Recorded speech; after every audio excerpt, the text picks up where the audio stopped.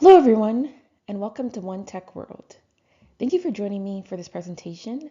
Today I'll be giving an overview of the common skills used in the health informatics field, and specifically if you're looking to transition into a healthcare data analyst role. I'm also going to be providing some tips on how one can prepare for applying for jobs as a healthcare analyst, and I'll try to get to any questions at the end of the presentation. I'll also leave my email for you to be able to contact me directly on the final slide.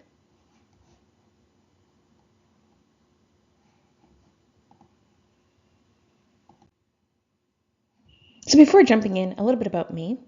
I have my background in biomedical engineering with a focus on analyzing healthcare data to improve health outcomes. I currently work in the health informatics space in Ontario, Canada, and during the pandemic, I began a podcast as a way to provide tips for people to break into the health informatics field. And of course, I was sick of watching Netflix. During the run of this podcast, I had an opportunity to interview many people who broke into the field, and I hope to provide some of their advice, along with my own, to help others who are interested in the field of health informatics. So in this presentation, I hope to answer questions such as, what is health informatics? What are the common skills in the field?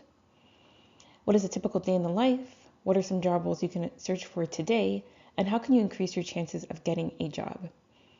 These are not just questions I pulled out of the sky. These are questions that I have received from listeners of the Health Analytic Insight podcast. And these are questions that I see often over and over again on the various different social media platforms I run.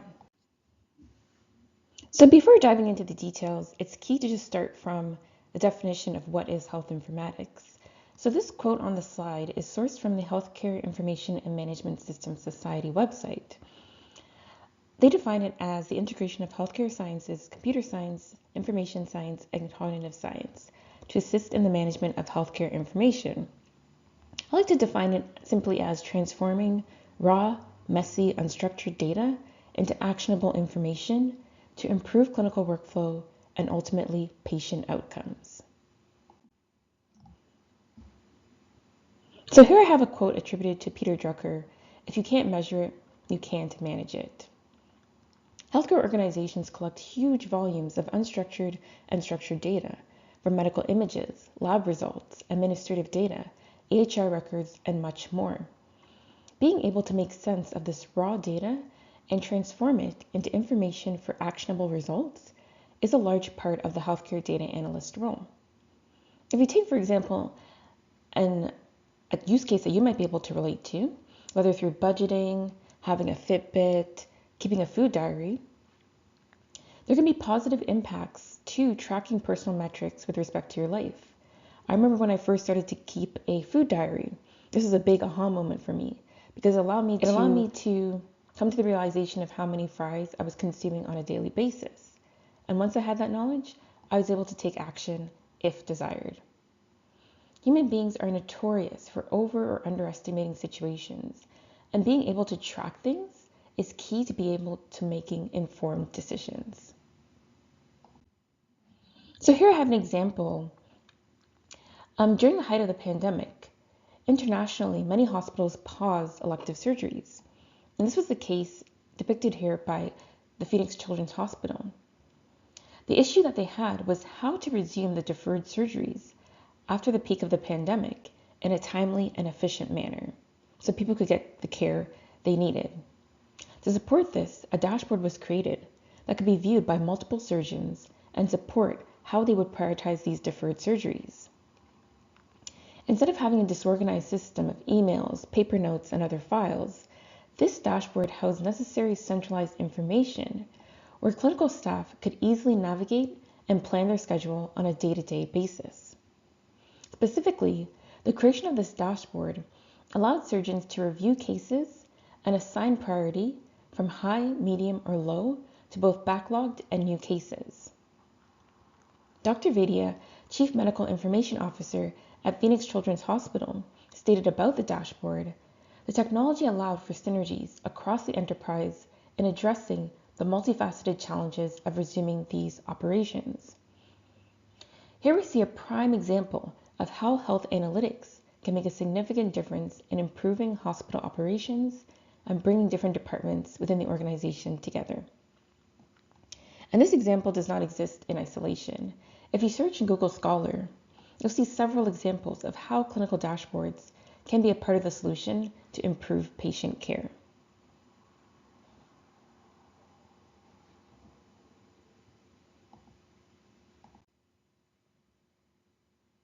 So now I want to cover some common skills you might see in job postings. If you start to look at enough job descriptions in the field, you'll start to see key patterns on skills that are often advertised for roles in the health informatics field.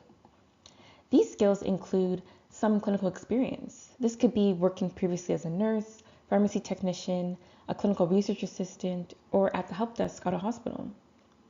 It could also be through a degree program, obtaining your master's in health informatics or a relevant degree. You might also see these roles advertising for people, especially if you're looking for a healthcare data analyst role, who have experience with data visualization tools. This can be something as standard as experience building charts and graphs in Excel, to experience with more advanced tools, such as Power BI and Tableau. If you're interested in learning more about the data visualization field in general, I would suggest downloading Power BI Desktop, which is something you can do for free, and then searching for Power BI on Microsoft Learn, which contains tons of free tutorials. So this is a website you can go to, Microsoft Learn, and it can help you to beef up your data visualization skills in this space. One programming language that you might see advertised over and over again for health informatics roles is experience with SQL, which stands for Structured Query Language. This is a language that is used to interact with the data stored in databases. And with the move to digitizing healthcare records, the amount of data that is stored and collected in healthcare organizations has exponentially grown. And this is one of the reasons why a career in health informatics can be so fulfilling, as problems are always changing. There's never a dull moment.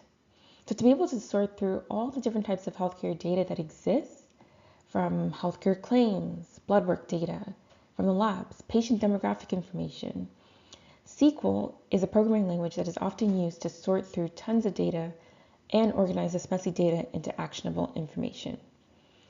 And later on in the presentation, I'll give a quick demo of how this can be done by writing SQL queries. Finally, strong communication skills is key. Communication skills is key for most roles, but it's especially important in the health informatics field. Oftentimes, you'll be the analytical translator, and this is a term that was coined from a McKinsey article, which describes the health informatics role beautifully. One day you might be meeting with clinicians who would like a program or report which helps them to better track certain clinical metrics they might not be aware of.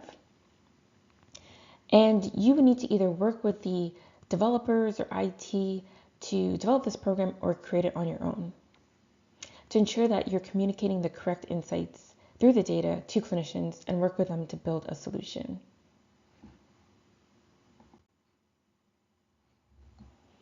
So now I want to give an example of what you might be working on as a healthcare data analyst, a typical day in the life, if you will. So patients being readmitted back into hospital is a costly issue. For example, in 2018, the Canadian Institute for Health Information estimated readmission to hospital costs more than $2.1 billion a year in Canada. And oftentimes, most importantly, it can lead to negative adverse effects for the patient. There's been some research which has shown that a reduction in patient readmission rates can happen when there's a follow-up call from a nurse. And this might be as a result of increased medication adherence or even allowing patients to feel more supported. So imagine your boss wants you to create a report which can determine which diabetic patients might be at risk for readmission, so that this information can be flagged to community nurses proactively who are carrying out the follow-up with patients. So your first step would be to have conversations with clinicians. As a healthcare data analyst, you might think, okay, the first step is to dive into the data and see what I can uncover. But really, it's really key to have these conversations with clinicians. You want to make sure you're understanding the problem fully before you start doing any additional analysis. This could look like asking the community nurses, What are the key characteristics of patients who are often readmitted back into hospital? Do they tend to be on several different types of medication? Is it age-related? This is where your relevant clinical experience can come in handy to help guide your questions. Once you have the correct frame of reference, the next step would be to sort through the data. In the next 2 slides, I'm going to give a quick demo of using writing SQL queries to search through the data, and then on the next slide after that, we'll be using Power BI on how you can actually compile these SQL queries and this raw data into information that can be presented to an audience.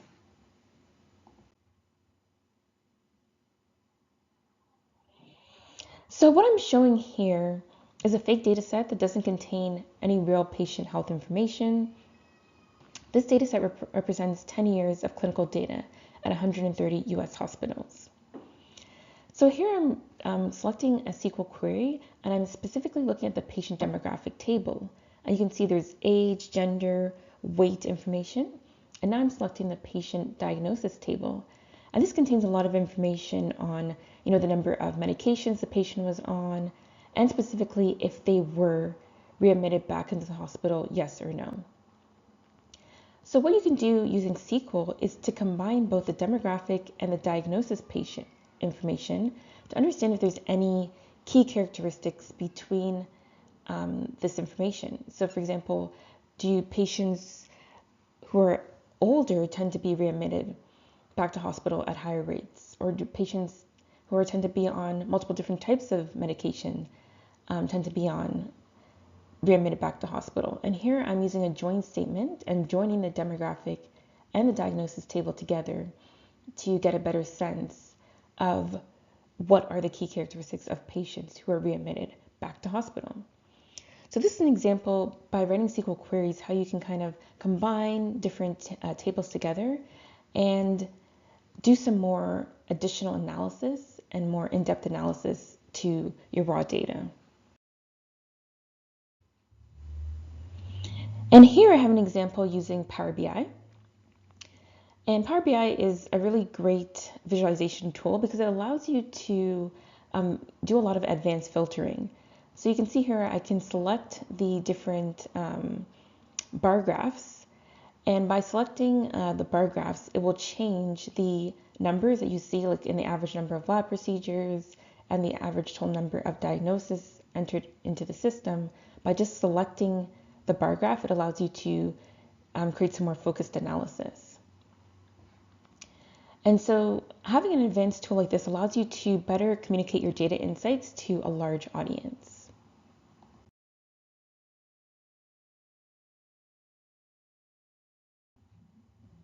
So just to recap what a typical day in the life of a healthcare data analyst might look like, it first starts with having conversations with clinicians. You really want to ensure you're having the correct frame of reference before diving into the data. Then it consists of sorting through lots of data, writing SQL queries, and combining tables together for more holistic analysis. And then once you have all that raw data and you've done your analysis, you want to compile that information into charts and graphs so you can better present your findings to your audience. And then oftentimes it's a repetitive process. By presenting your findings, it can result in questions for the questions that need to be delved into the data again. And so it can be a really interesting process, but sometimes a repetitive process as well. So that's what a typical day in the life of a healthcare analyst might look like. So now moving on to how can you better prepare for applying for a role in this field if this is something that you're interested in. So oftentimes I'll get this question from listeners of the podcast. What job should I be searching for? I don't even know where to start. And this makes a lot of sense because this field is relatively new and doesn't tend to have established titles such as a project manager or business analyst. Therefore, I advise people to search for a technical tool they might have expertise in, plus the word healthcare. For example, one could enter in Power BI plus healthcare into the search box of Indeed or LinkedIn. In addition, once you start searching enough, you'll start to see some common job titles that tend to have the title analyst in them. So for example, clinical systems analyst, EHR analyst, information systems analyst, clinical decision support analyst, and application analyst might be some job titles that may exist where you live. Another tip, if you currently work in the clinical or healthcare organization, you might want to see if your organization has a business intelligence or clinical decision support department.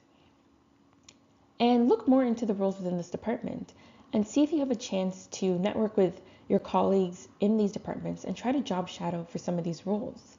This will help you to understand if you're looking for a role in this field, and if you have any technical skill gaps you might be solved by taking a relevant course to improve your job application. So although getting a job can be equal parts timing and luck, just throwing your resume into the void of LinkedIn or Indeed can feel like you're not even moving the needle. Instead, you can consider developing your technical skills in Power BI and SQL by creating a portfolio project with a clinical lens to help develop and showcase your technical skills, especially if you already have a strong clinical background and you're just looking to improve your technical skills. Creating a portfolio project can show to hiring managers that you also have the necessary technical skills, which can help strengthen your application when applying to jobs.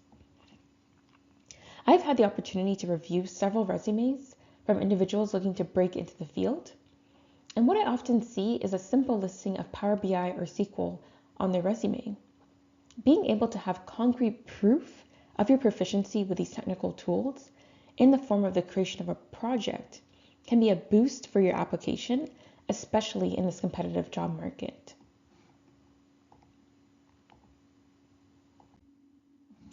So one of the major hurdles to creating a clinical portfolio project is the lack of open source clinical data sets, which exist because of the risks of releasing personal health information publicly.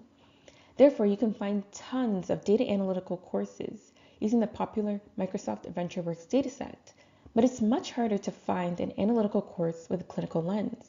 And I've created an online course with a clinically focused dataset which uses fake dummy data, which you can use to create your own portfolio project. I'll leave a link to the course in the chat, and I also have a 10% off discount code for participants of this session. Just use 10 OFF, until April 4th, 2025 to get 10% off of this course. And in this course, I'll walk you through in detail how to create common SQL queries. And we walk through step by step on how you build your own hospital KPI dashboard using Power BI. You can showcase this dashboard with a unique link that can be embedded in a professional blog or hyperlinked in your resume for hiring managers to see the initiative you took to get that first role. Completing this course will provide you an opportunity to speak to the specific data cleansing methods you applied and the overall technical skills you have developed. So again, I'll leave a link to the course in the chat, and I have a discount code for 10% off the course using 10 off until April 4th, 2025. Now I'll just end off with some quick tips on how to enhance your resume if this is a field you're interested in pivoting to. If you have a clinical background, I would highlight this in your resume summary, and any technical skills you have gained through self-learning or taking classes or a course. Vice versa, if you have technical skills and are looking to work in a healthcare organization, highlighting your technical skills in your resume summary and then any volunteering or internships you have done within the hospital or healthcare organization would be good to emphasize. So thank you so much for taking the time to listen to this session. I appreciate you If you have any specific questions, you can reach out to me at healthanaliticinsights@gmail.com. I also have a YouTube channel where I talk all about health informatics and really helping people to pivot into this field, and the channel is called Health Analytic Insights. Finally, I have a newsletter which I will also link to in the chat, which you can join to learn more about breaking into the field of health informatics. Thank you, and I hope you have a lovely day.